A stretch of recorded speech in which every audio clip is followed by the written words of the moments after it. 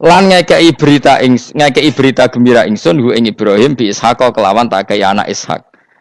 Ustudila digawe dalil apa bidzalika klan dawi Ishak ala anad dabiha ing atase sak temene sing disembelih ku ruhul yani Ishak. Lho dadi ana kaul sing darani pokoke ora Ishak. Ora Ishak sapa? Ya Ismail. Dadi Imam Suyuti ngotot Ismail, sing nyarai Jalalain Imam Sawi ngotot Ishak. Iki patah Jalalain apa Sawi? Yo Jalalain kaose kadung kaos Jalalain dulu. Yes pokoknya Nara Ibrahim kan agak Ismail ya. Iska tidak mungkin yang lain iku wae sing ngono ae kok ribet. Sing jelas niku ana sing disembelih. Jenenge Nara Ibrahim, sapa? Ishak Ismail. Sing nyembelih jelas Ibrahim, nek niku jelas. Aduh.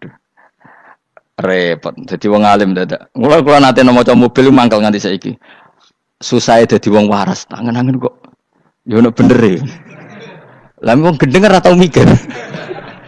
Dadi aku tahu dendam mbek tulisane mobil mesti tok-tok. Gelem ra gelem kan maca ning ngarepe. Susahe dadi wong waras. Aku pertama eskal. Engko waras kok susah. Tanganan iya wong gendeng kan gak tau mikir. Mulane kena susah berarti waras. Nak ora tau mikir berarti. Jadi mau nak roh khilaf berarti wong alim. Nak ora roh khilaf berarti wong orang alim. Saiki wis roh khilaf, berarti alim. Nabian Khalid dadi nabi halul muqaddaratun ayu jadu. Tegese den petuki sapa apa Ishak muqaddaron Khalidin kira-kira ana apa nubuwatu. Ketika Ishak belum lahir pun sudah dicap jadi nabi meskipun belum diangkat. Tapi kan mulai lahir sudah dicap jadi nabi. Tentu pengangkatannya sebagian besar nunggu umur berapa 40 tahun kan ada aturannya mang nabi. Tapi kalau takdirnya sudah pasti jadi apa? Nabi minas solihin. Wa barokna lan berkah ingsun ali ing atase Ishak bi taksiri dzurriyyatihi kelawan akeh anake dzurriyai wa akeh. Mergo Ishak di anak Yakub, Yakub e anake meh 12 napa pinten. Sing jelas sing kandung namung sinten? Yusuf kalian sinten? Bunyamin. Eling-eling Yusuf kalian apa? Wala Ishak lan ing atase Ishak waladahu wa barokna alaihi wa ala Ishak. Wa barokna lan berkah ingsun alaihi ing atase Ibrahim bi taksiri dzurriyyati wa ala Ishak. Kan Yakub bin Ishak bin Ibrahim waladiye iku anak Ibrahim. Terus bija'lina kelawan gawene kita gawe aksarul anbiya ing akeh-akeh nabi tak gawe min nasli sanging turunane Ibrahim. Dadi bukti barokahnya seorang soleh adalah turunan-turunannya banyak dan semuanya menjadi orang apa? Soleh. Ya kalau dulu ya kelasnya jadi nabi, kalau sekarang kan enggak mungkin ada nabi, paling banter dadi wong apa? Soleh. Tapi wa semono wa min dzurriyyatihi malan iku setengah sanging turunane Ibrahim lan Ishak muhsinun utayono sing apian mukminun wa dzalimul li nafsi kafir mubinun kang jelas bainul kufri tekse jelas kafire. Walakot manan lan teman-teman paring ingsun ala Musa ing atase Musa wa Harun lan Harun tak paringi binubuwati kelan kenabian. Wa najena lan nyelametno ingsun huma ing Musa lan Harun wa qauma huma lan kaum Musa lan Harun rupane Bani Israil. Jadi kaum Nabi Musa Harun, kaum Bani Israel. Tapi saya berkali-kali bilang, Bani Israel itu nama gen. Jadi orangnya bisa hidup di mana saja. Kayak Bani Israel itu dulu hidup zaman Nabi temu di Medina. Karena Bani maknanya turunan Israel. Jadi. Tapi kalau sekarang Israel negara kan naisen. Jadi orang Israel asli ya ada, pendatang juga ada. Asal manggon di situ disebut Israel. Jadi sekarang yang di negara Yerusalem atau naisen sana itu enggak mesti Bani Israel. Kayak di Indonesia lah. Indonesia itu kan nggak mesti yang di Jawa itu orang Jawa, kadang turunan Arab, turunan Pakistan, turunan. Kalau yang Bani itu kan melintasi zaman dan waktu. Lah Bani Israel zaman Nabi udah urip teng Medina, makanya mereka bisa berdebat dengan Nabi. Mergo ya turunannya Nabi sinten Ibrahim. Makanya tanya, Muhammad kita turunan Ibrahim itu otentik. Kalau kamu buktinya apa? Terus Nabi bisa menceritakan nasabnya sampai Nabi siapa? Ibrahim lewat Ismail dan ada bukti Nabi Ismail memang pernah hidup di Mekah, yaitu ada bekas kakinya Nabi siapa? Ibrahim. Nah, mulane berjanji ketika nerangkan itu dimulai wa ba'du faqulu wa Muhammad bin Abdillah sampai menghitung nasab wa adnanu bila raibin inda dzamil ulumin nasabiyah ila dzabihi Ismaila nisbatuhu wa muntama. Walaqad mananalan teman-teman paring ingsun wa nasornahum lan wa najjaynahum minal karbil adim sanging prahara sing gedhe. Perkara sing gede bagi Bani Israel zaman yang Mesir. Nah, ini kan bukti lagi. Ketika Nabi Musa hidupnya di mana? Ndak, jawab saja. Mesir kan? Di Mesir ada Bani Israel ndak? Ada, bahkan Bani Israel yang di Mesir diperbudak Fir'aun.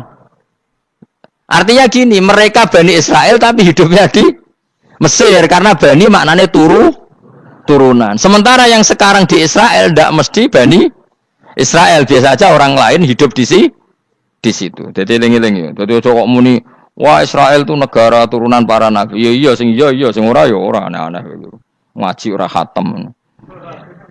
Minal karbi saking kesusahan aladimi kang gede istibadi Fir'aun tegese perbudakan Fir'aun iyahum ya ing Bani Israel. Ini terjadinya di mana coba? Fir'aun memperbudak Bani Israel itu di Yerusalem apa di Mesir? Di Mesir. Berarti Bani Israel banyak yang di Mesir. Di era Nabi banyak yang di Medina. Makanya bisa debat tadi. Wa nasornahum lan nulungi ingsun hum ing kabeh turunan, tolong catat ya Allah karena itu. Jadi artinya gini loh ya, orang Indonesia yang sering mempraktekkan atakosomadiyah itu bukan tanpa dalil. Ternyata dalam madzhab Maliki, saya masih ingat ketika mbah saya kandung, bapaknya bapak, asmane Mbah Nur Syam, itu wasiatnya minta dibacakan 4.000. Yang baca pas itu ya bapak sama anak-anaknya. Dan kemudian alhamdulillah zaman akhir itu mulai agak ngawur. Kalau ada acara itu wong liya kon maca anake mlebu metu gak melok maca.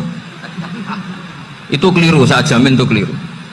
Saya sering kalau mimpin di rumah, kalau yasinan di tonggo-tonggo kok anaknya gak maca, saya keluar.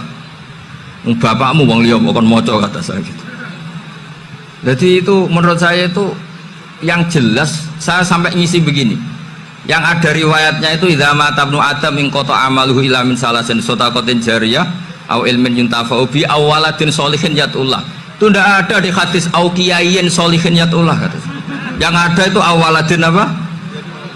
Sholihin. Jadi anaknya harus ikut, kalau tidak ada usah kata. Akhirnya anaknya udah tinggi Gus nggih. Akhirnya tak kei jagung paling akeh, kula mendet sithik. Wong aku ora anake kok. Kadang-kadang enggak, orang lain baca buahnya anaknya mau melebu metu mau enggak notamu mbek rokokan. Itu harus ditobatkan itu. Keliru itu. Karena nasnya bukan auqiyayin sholihin tapi awaladin sholihin. Ini bukan provokator, ini memang ya harus seperti itu. Nah, terus tentang tadi la ilaha illallah yang didawuhkan Gus Azaim. La ilaha illallah itu penting sekali, cuma saya mohon itu dielmoni lah. Jadi dulu kalimat ini menjadi spesial karena dielmoni, karena dimulai dari fa'lam annahu la ilaha illallah. Terusannya ayat tuh wastaghfir li dzambika walil mu'minina wal mu'minat. Saya ulang lagi ya. Terusannya ayat tuh wastaghfir li dzambika walil mu'minina wal mu'minat. Makanya menurut mazhab Sadili, kamu disuruh baca la ilaha illallah dulu, jangan istighfar dulu. Saya ulang lagi ya. Dalam mazhab Sadiliyah itu la ilaha illallah dulu, nggak boleh istighfar dulu. Alasannya masuk akal. Orang yang kafir 70 tahun itu sekali baca la ilaha illallah itu langsung yughfar lahum ma qad salaf. Sehingga la ilaha illallah sendiri sudah punya kekuatan supaya dosa kita diampuni. Qul lil ladzina kafaru iyantahu yughfar lahum ma qad salaf. Cara menghentikan kekafiran gimana? Dia melafadzkan la ilaha illallah. Ini kalimat yang begitu saktinya sampai orang yang kafir puluhan tahun itu dosanya semuanya terhapus hanya karena melafadzkan la ilaha illallah. Nah, makanya kata Abdul Hasan As-Sadili wastaghfir li dzambika ay biadil kalimah. Seseorang sah diistighfar itu kalau melafadzkan la ilaha illallah. Misalnya ada orang kafir mati kafir, sah nggak anak cucunya mengistighfari dia? Tidak sah karena belum melafadzkan la ilaha illallah. Makanya kata Abu Hasan As-Sadili wastaghfir li dzambika ay bihadil kalimah. Sehingga lafadz ini spesial betul. Tapi kadang-kadang beberapa mursyid cara berpikir lain. Ini kalimat thayyibah harus dibaca orang suci, sehingga mendahulukan apa? Istighfar. Untuk supaya pas ngelafadzkan kalimat thayyibah sudah dalam keadaan apa? Suci. Itu juga masuk akal. Tapi secara meyakinkan saya sendiri lebih mengikuti manhajnya Abil Hasan As-Sadili karena alasannya tadi yang kafir puluhan tahun saja langsung luntur dosanya karena melafadzkan la ilaha illallah. Artinya la ilaha illallah sendiri sudah bagian dari istighfar. Nah, ya tadi buktinya. Fa'lam annahu la ilaha illallah terus wastaghfir lidzambika walil mu'minin. Jadi orang sah diistighfari itu setelah dipastikan sah tauhidnya. Jadi setelah tauhidnya sah yaitu la ilaha illallah baru sah apa? Diistighfari. Sehingga orang kafir, seolah lagi orang kafir yang mati kafir, anak cucunya tidak boleh apa? Tidak boleh menistighfari.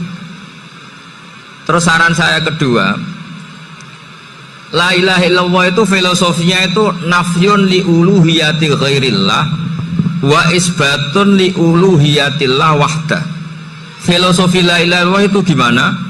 Menafikan semua selain Allah itu tidak Tuhan dan hanya menuhankan Allah semata. Nah itu caranya gimana? Caranya kita harus terbiasa ini, karena tadi saya dibilangin panitia ini rata-rata mustameknya atau mustamiatnya ini santri. Caranya gimana? Dilatih pakai logika. Saya berkali-kali cerita kalau ngaji, saya sekaligus kampanye. Allah itu Tuhan yang begitu fair.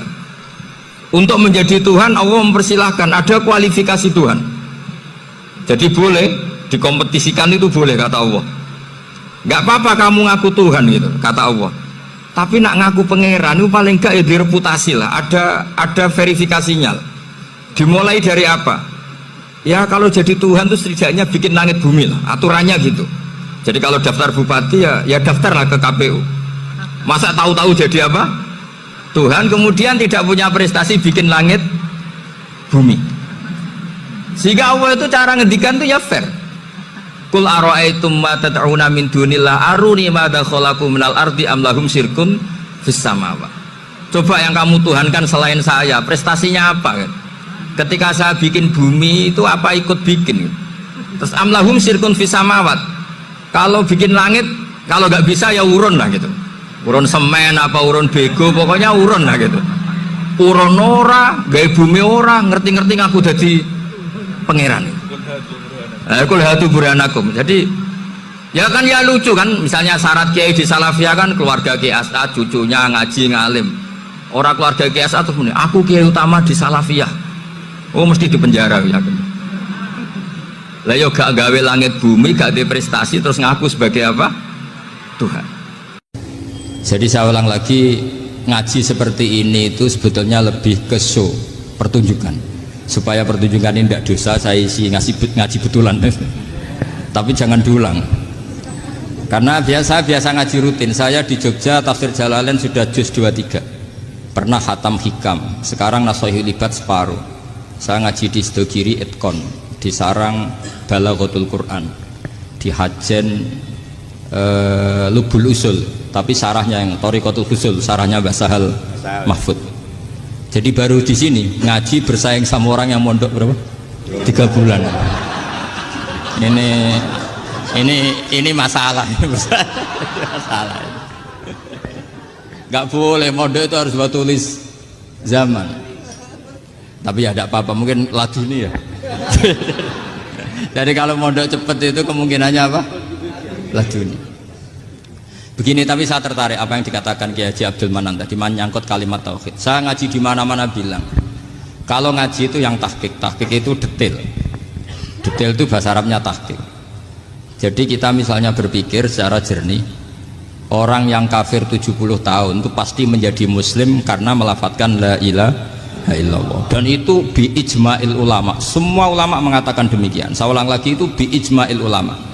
Karena mansus di Quran ada ayat kulil ladzina kafaru iyantahu yughfar lahum ma qad salaf. Kalau orang yang kafir 70 tahun bisa dihilangkan kekafirannya hanya dengan kalimat la ilaha illallah Muhammadur Rasulullah. Berarti kalimat ini statusnya apa? Penghilang kekafiran, apa? Penghilang kekafiran.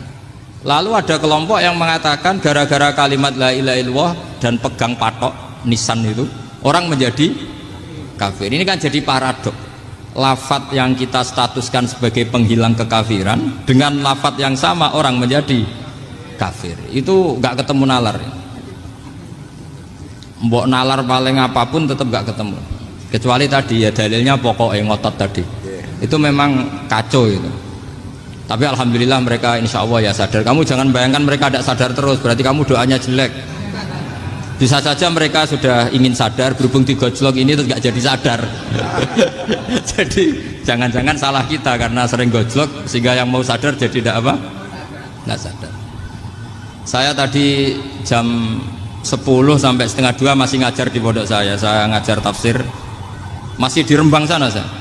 Terus saya ke Semarang Delalah Muyassar, ya mungkin agak-agak keramat jadi tetap jam 3:4 saya bisa ketemu Habib Umar Hafid.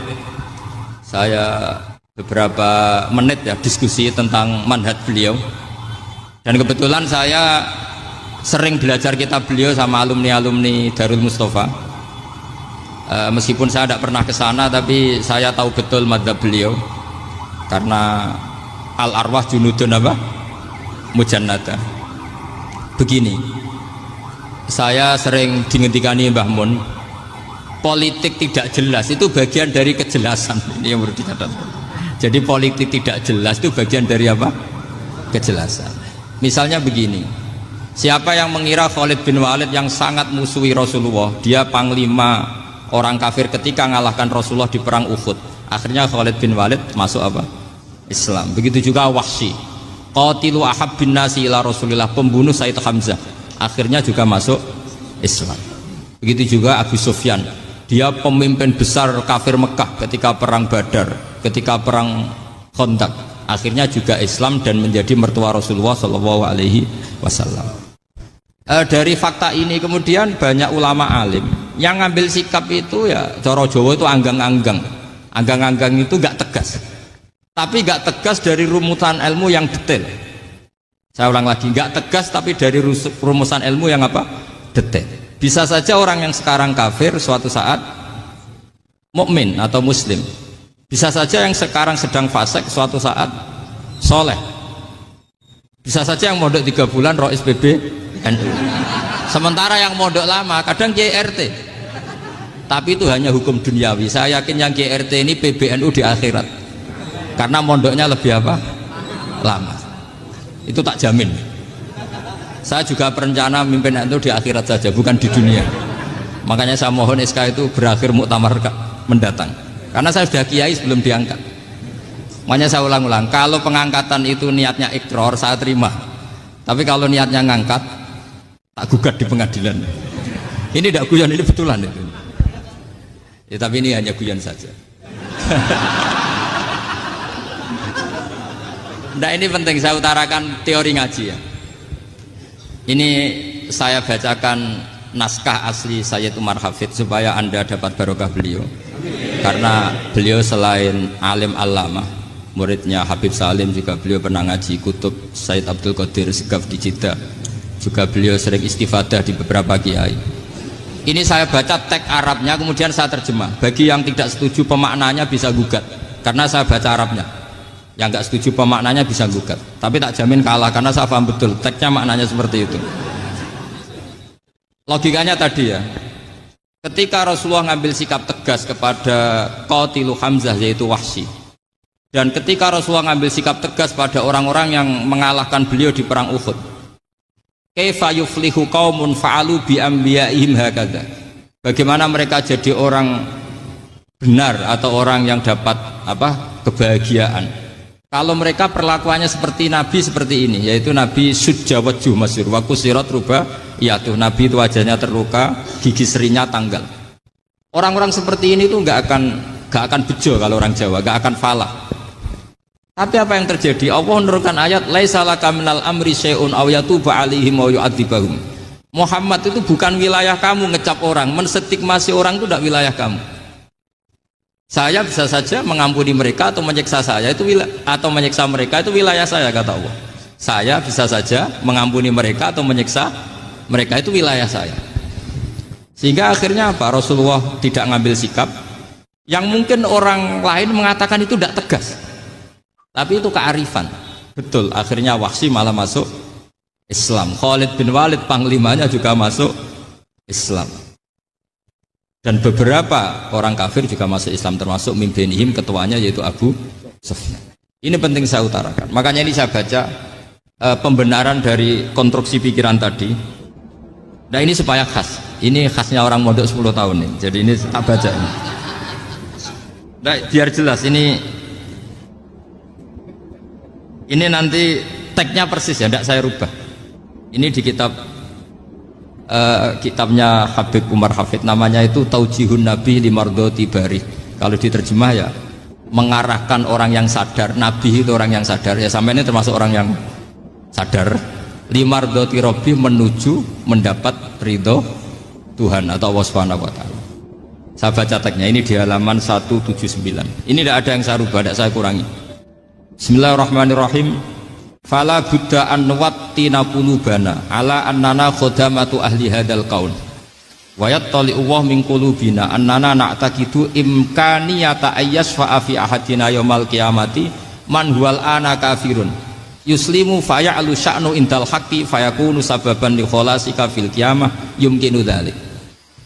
Jadi kita-kita para dai, para kiai itu adalah khodamatu hadal kaun. Kita ini adalah pelayan alam raya ini yang selalu berharap alam ini akan lebih baik.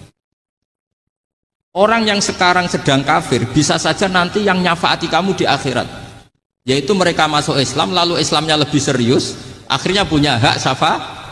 Sementara kamu Islam mulai kecil tapi biasa-biasa saja seperti ini, mulai dulu ngaji terus sama Ki Abdul Manan, nggak pernah yang ngisi ngaji.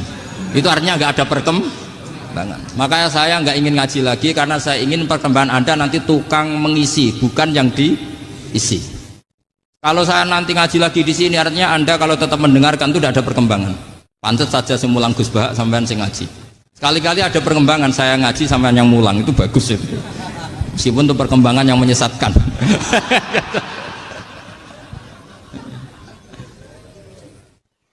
Ini penting saya utarakan. Ini dawuhnya Said Umar ya.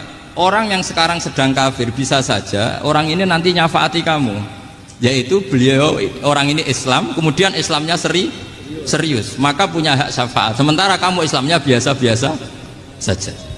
Itu masyhur kayak Sayyidina Umar. Sayyidina Umar Islam di hari itu langsung makomnya makom yang a'la, sehingga mengalahkan yang sudah Islam lebih lama. Karena Islamnya Umar itu menjadi izzatul Islam betul. Makanya jangan benci orang tegas teman-teman, kadang ya ada baiknya. Abu Bakar itu sudah Islam tapi layinal janib, orangnya santun. Kalau dipisai orang yang menengahi lah, kira-kira seperti itu. Begitu juga Bilal, Ammar, Suhaib. Singkat cerita, Rasulullah itu sering dibully ya, sering disiksa orang-orang kafir. Rasulullah berharap, wah kalau yang Islam gini terus repot. Melihat Umar ini petarung di pasar Uka, dia dapat uang itu kalau tarung, menangan. Kata Rasulullah, kalau ini yang Islam ya bagus. Beliau berdoa, Allahumma aizal Islam bi Umar. Itu kira-kira 2 hari dari doa beliau, Umar masuk Islam. Itu pertama masuk Islam itu orang-orang kafir diparani. Kalau kamu ganggu Rasulullah Muhammad tak bunuh. Semenjak itu orang kafir yang gentenan sembunyi. Sehingga kata para mereka yang Islam selalu jaya mut aslama Umar, ketika Umar masuk Islam. Itu dalam 1 hari Islam itu Rasulullah sudah ngendikan Umar yang Islam sehari ini imannya kalau ditimbang separuh ahli dunia masih unggul sama Islamnya Umar. Nah bisa saja seperti itu. Jadi saya minta sama teman-teman yang mencintai ilmu, tidak tegas itu bagian dari ketegasan dalam ilmiah. Karena kita ini tidak mengendalikan dunia, tidak mengendalikan hidayat, hanya Allah piyambak yang ngasih hidayat. Maka sikap kita laisalaka minal amri syai'un aw yatuba alaihim aw yu'adzibahum. Rasulullah yang ahabbul khalqi ilallah saja tidak boleh tegas karena semuanya potensi itu ada. Cuma kita tegas dalam kebenaran saja, tapi nggak perlu tegas dalam mengawal kebenaran. Kenapa demikian? Karena Islam ini agama yang akan dijaga Allah ila yaumil. Yang jaga Islam bukan PBNU, bukan PP Muhammadiyah, bukan kiai. Yang menjaga Islam namun Allah Subhanahu wa Ta'ala. Makanya Sayyidina Umar itu kalau disuruh mutir Islam itu gak mau betul. Masyhur itu dalam tarikh. Umar mimpin itu sukses, banyak futuhat. Singkat cerita akhirnya orang itu kelangenan, wah kalau Umar meninggal kayak apa? Sehingga Abdullah bin Umar setiap jalan-jalan itu dibully. Kalau sekarang dibully, ya Abdullah bin Umar, bapak kamu itu gimana? Sudah sepuh mau meninggal kok tidak suksesi. Kalau saja ada orang penggembala kemudian meninggalkan kambingnya di hutan, kamu anggap orang yang mudoyi enggak, menyia-nyiakan kambing itu enggak? Ya iya, kata Abdullah bin Umar. Apalagi amru hadil umat ini mau ditinggal gelanggang, nanti suatu saat Umar meninggal. Mbok yo suksesi supaya jelas. Logika itu diaturkan ke Umar radhiyallahu anhu, ke Sayyidina Umar. Pertama Umar agak tertarik dengan logika itu. Lama-lama beliau marah. Tidak jadi.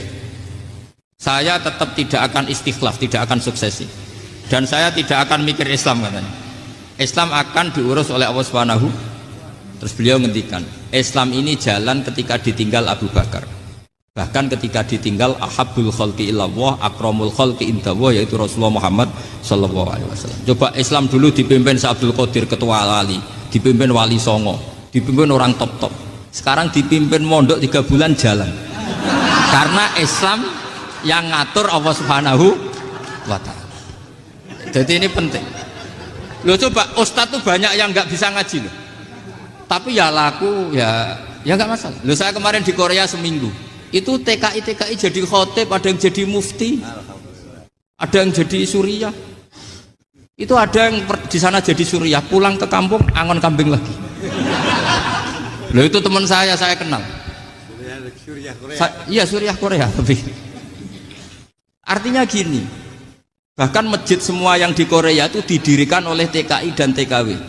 Mereka digerakkan Allah untuk mikir agama, karena agama ini milik Allah. TKI saja mikir. Makanya ini penting, yo dakwah tapi tauhidnya sing kenceng, jangan dakwah kenceng tauhidnya kendor. Itu bahaya betul.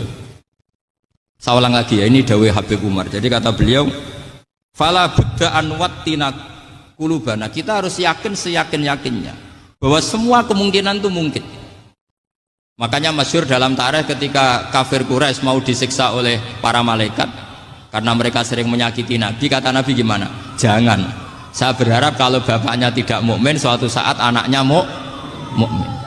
Masyhur dalam tarikh. Musuh Nabi besar siapa? Walid bin Mughirah. Punya anak Khalid bin Walid. Abu Lahab punya anak Darrah, itu mukminah yang baik. Abu Jahal punya anak Ikrimah, itu mukmin yang baik. Di Indonesia lebih hebat lagi. Bapaknya ra iso maca Quran, anaknya hafid. Bapaknya utun ratamat SD, anaknya jadi dekan. Di Indonesia banyak orang nggak siapa-siapa, anaknya jadi presiden, anaknya jadi menteri. Artinya jangan karena bapaknya kafir kamu nganggap anak turunnya pasti selalu kafir. Teori itu sudah salah zaman Rasulullah. Yaitu Walid akhirnya punya anak Khalid, Abu Lahab punya anak Darrah. Terus siapa? Abu Jahal punya anak siapa? Ini penting saya utarakan karena dakwah kalau terlalu semangat nanti kalau menghilangkan tauhid bahaya. Tetap innal huda.